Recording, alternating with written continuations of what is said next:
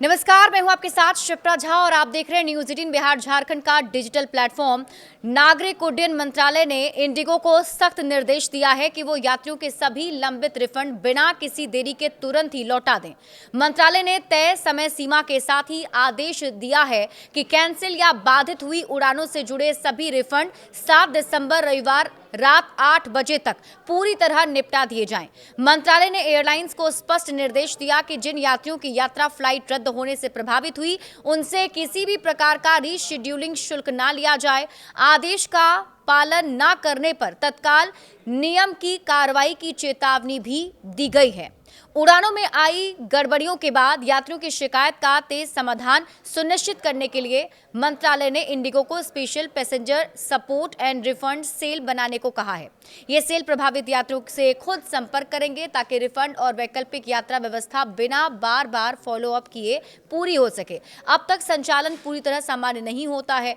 Automatic refund system जारी रहेगा।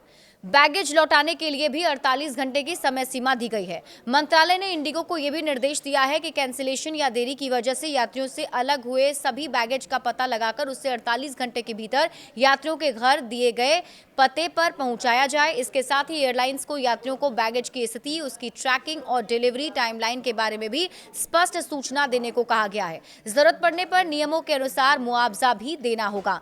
मंत्रालय ने कहा कि यात्रियों को किसी भी तरह की असुविधा न हो, इसके लिए निगरानी और व्यवस्था मजबूत की गई है। वरिष्ठ नागरिकों, दिव्यांग यात्रियों, छात्रों, मरीजों और जरूरी यात्रा कर रहे यात्रियों का विशेष ध्यान रखा जा रहा है। मंत्रालय ने भरोसा दिया है कि स्थिति पर लगातार नजर रखी जा रही है और जल्द से जल्द पूरी तरह सामान्य संचालन बहाल किया जाएगा। अब हम आपको बताते हैं कि आखिर इंडिगो में इतना बड़ा संकट आ कैसे गया। देखिए, इंडिगो बीते कुछ हफ्तों से फ्लाइट लेट होने और छोटी तकनीकी खराबियों से जूझ रही थी। एयरलाइन इसके लिए कभी मौसम तो कभी एयरपोर्ट पर भीड़ को जिम्मेदार ठहरा रही थी, लेकिन असली दबाव तब शुरू हुआ जब सरकार ने फ्लाइट ड्यूटी टाइम लिमिटेशन यानी FDTL के नए नियम लागू किए। इसका मकसद पायलट को थकान से बचाना था, लेकिन पहले से ही स्टाफ की कमी झेल रही इंडिगो के लिए यह नियम भारी पड़ गया।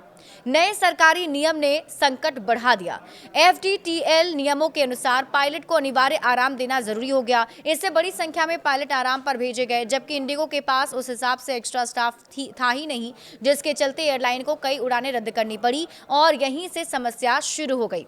एयरबस A320 की चेतावनी के बाद हालात और बिगड़ गए।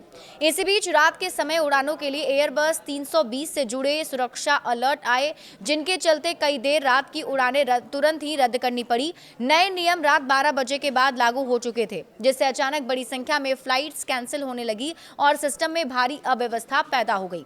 इंडिगो का बड़ा आकार भी इसकी वजह बना है। देखिए, भारत की सबसे बड़ी एयरलाइन होना इस बार इंडिगो के लिए उल्टा पड़ गया। इतने बड़े नेटवर्क में जब एक साइकिल बिगड़ा तो बाकी हिस्से भी तेजी से प्रभावित हो गए। हजारों क्रू, दर्जनों एयरपोर्ट और प्रतिदिन 2000 से ज्यादा उड़ानों का शेड्यूल एक झटके में चरमरा गया। DGCA का बड़ा यूटर्न भी देखने को मिला।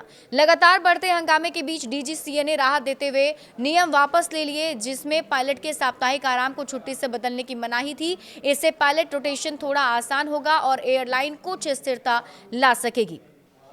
पायलट संघ की नाराजगी भी सामने आई। हालांकि पायलट यूनियन का आरोप है कि इंडिगो मैनेजमेंट पहले से नए नियम की जानकारी होते हुए भी तैयार नहीं हो पाया। उनका दावा है कि ज्यादा भर्तियां करनी चाहिए थी, लेकिन एयरलाइन ने उल्टा स्टाफ और कम कर दिए। नतीजा, जनता परेशान और कारण चाहे इंडिगो की लापरवाही हो, सरकारी नियम हो या फिर तकनीकी चुनौतियां, प्रभाव आम आदमी पर पड़ा है। हर दिन सैकड़ों उड़ानें रद्द हो रही हैं, टिकट के दाम आसमान छू रहे हैं और एयरपोर्ट्स पर स्टेशन जैसा माहौल बना हुआ है। बड़े अपडेट्स के लिए आप जुड़े रहिए न्यूज 18 बिहार झारखंड के साथ।